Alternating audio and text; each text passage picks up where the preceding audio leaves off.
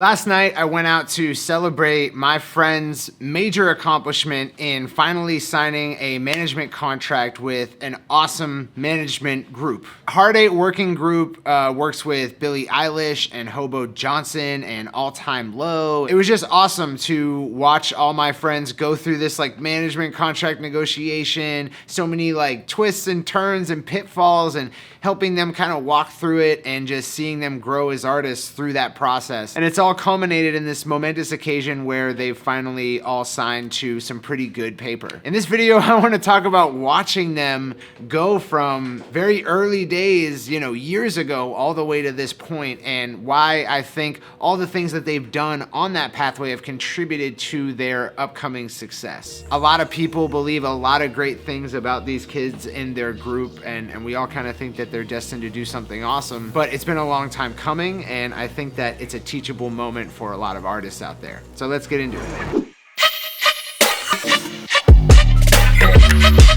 My first job that could be called in the music industry technically was for Studio 18 in Orlando, Florida, which is these days a pretty historical place. A lot of amazing things happened there. A lot of amazing relationships were formed there. And I helped manage that place when it was still just a pile of wood. The owner, Connor Smith, the founder of that facility, was still trying to build it into a feasible recording studio, and he was using a team of 12 interns to do it from Full Sail University. And I was supposed to wrangle those interns and make sure that they built everything they needed to build on a schedule, and it was pretty nuts. One of those interns was Ignacio Scanone, who I know to this day, who is one of the founding members of the group that I mentioned in the intro. But Ignacio started off as just a confused intern. He didn't know a whole lot about engineering. He didn't know a whole lot about mixing. He knew nothing about producing, and he was just building soundproofing for this studio. But he worked so hard, and he stood out so much among all these interns that it was a no-brainer to make him one of the first tracking engineers for this new studio. Over his time there, he grew to become a really great tracking engineer and then a great mixer. And then he started producing in Ableton, and within a year, he was one of the best producers that we had available. He was amazing. And his skills have only grown since then. But that whole time, we watched people flow in and out of that studio. We watched careers blow up. We watched stories unfold, starting with the fact that Ayo The Producer, a Grammy-winning producer, worked out of that studio in our back red room. So we would see that guy every day. He has platinum records, and we were just some fucking shitty kids,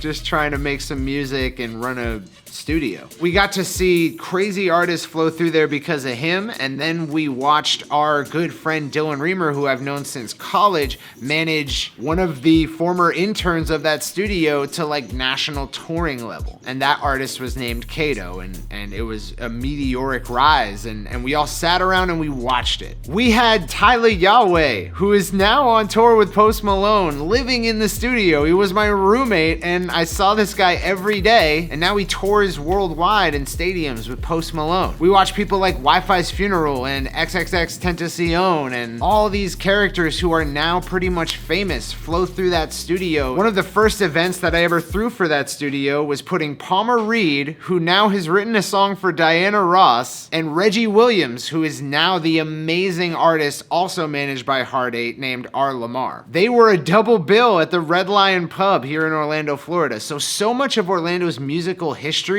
happened in the last 10 years. And it happened with people that I'm very good friends with. And it's pretty crazy to watch all these people kind of come into your life and then blow past you as they make it to bigger and brighter stages. So it's been amazing to watch Ignacio just continue to work, continue to improve his skills over all that time, watching all of those people succeed around him. He still worked on getting better. Towards the end of my time at Studio 18, a gentleman a young man came in. He was about 18 years old, and I sold him on studio time, and he immediately befriended Ignacio and stopped paying for studio time. And his name was Drex Carter, and I did an episode on him. I'll put it right here, but he's also part of this group. He also watched all of these people who he's good friends with become burgeoning superstars. Soon thereafter, a gentleman named Kenny Kaminsky came to work at the studio after moving to Orlando from Wisconsin on a whim, and he became the content constant producing partner of Ignacio. They are like lockstep co-producers a lot of the time. And he also was friends with Tyla and friends with all these people and saw all of them go on to amazing careers. And during all that time, they stayed diligent and they kept working on their craft. They kept trying to figure out what the next step was. They didn't give up just because people who were their peers became their superiors in the music industry. I've watched so many people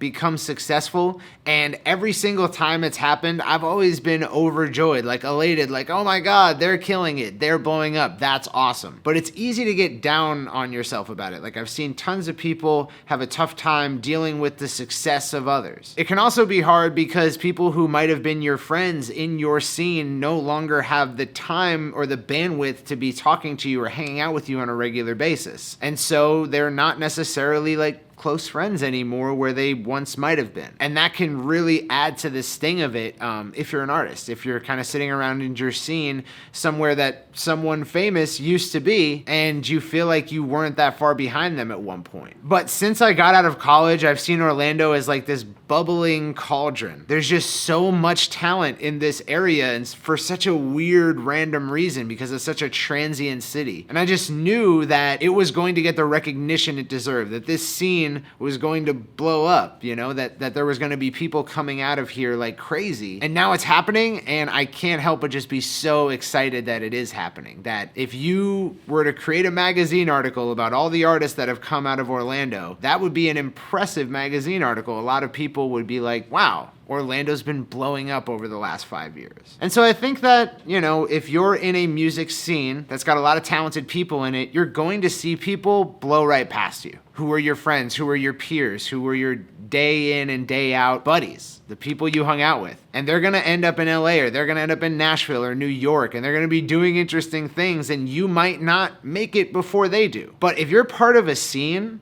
that's exploding, try to think of it as your whole scene is getting the recognition it deserves every single time someone from that scene gets a win. The YouTuber Matty Hapoya did a video about this. He said, what's good for you is good for me. What's good for me is good for you. That's the mentality to adopt. I think in music it's especially true because there can be a lot of jealousy that creeps in. But if you stay diligent, if you stay mastering your craft, and if you can maintain a happiness, like a joyousness about people around you getting where you want to go, I think you'll get there too. I am so proud of these people who I've spent the last decade with. I can't believe that they're finally getting everything I knew that they were worthy of for years and years and years. And I know that I'm going to see more people from this scene get the recognition that they deserve. I know that it doesn't end here, and that's why I'm so happy. I think this is something that a lot of artists can relate to. Like, if you're in a music scene, people are gonna make it out of that music scene. I think if you can be happy for the people who are succeeding from the same place you come from, that's the way to be. Now that there's like a network out there of Orlando people who are operating in the hip hop and the pop and even the rock world, it makes me hopeful that, you know, the people that they know are going to get